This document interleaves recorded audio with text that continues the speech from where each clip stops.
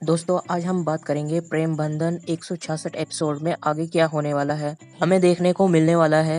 हम देखते हैं कि वंदना राजेश के पास जाती है और कहती है कि मैं इस घर को छोड़कर जा रही हूँ। और दोस्तों दूसरी तरफ हमें ये देखने को मिलने वाला है हर्ष और जानकी घर को छोड़कर भी चले जाते हैं और सविता शास्त्री पीछे से आती है। दादी और शेखर वहीं पर खड़े रहते हैं और सविता शास्त्री दादी को बोलती है मैं हर्ष और जानकी को इस घर में दोबारा वापस ले आऊंगी। और फिर वहां पर राजेश आता है तो और राजेश माँ को बोलता है कि माँ आप ये कैसी बातें कर रही हो। राजेश माँ से बोलता है कि आप अब उन्हें वापस कैसे ला सकती हो।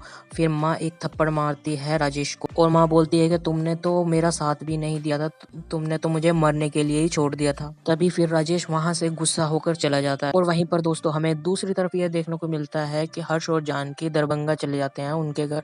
और दोस्तों हमें दूसरी तरफ ये देखने को मिलने वाला है कि नितिन के पापा जो हॉस्पिटल में होते हैं। दूसरी तरफ दोस्तों हमें ये देखने को मिलने वाला है कि नितिन की मम्मी और निशा के बीच में एक लड़ाई होती है।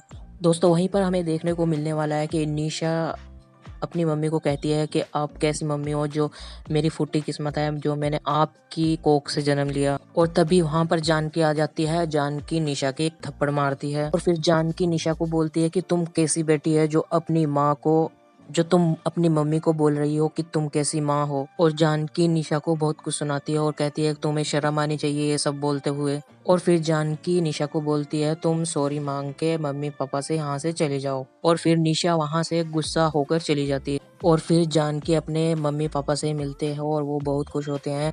इतने में वहाँ पर हर्ष आ जाता है और हर्ष के आते ही जानकी के पिता वहाँ बिल्कुल ठीक हो जाते हैं। और फिर तभी शेखर का फोन आता है हर्ष के पास और कहता है कि दादी की तबीयत खराब हो चुकी है। और फिर हर्ष कहता है कि ये कैसे हो सकता है। और फिर हर्ष बहुत परेशान हो जाता है और फिर हर्ष और जानकी दोनों शास्त्री परिवार में लौट आते हैं। और फिर हर्ष पूछता है दादी से दादी आपको क्या हुआ है। फिर दादी कहती है मुझे क्या हो सकता है। फिर अचानक से वहाँ राजेश आ जाता है और राजेश अपनी गलती की माफ़ी मांगता है। तो दोस्तों इस एपिसोड में इतना ही। आप बताइए कि आपको एपिसोड कैसा लगा। अगर आपको वीडियो अच्छी लगे तो वीडियो को लाइक ज़रूर कर दें।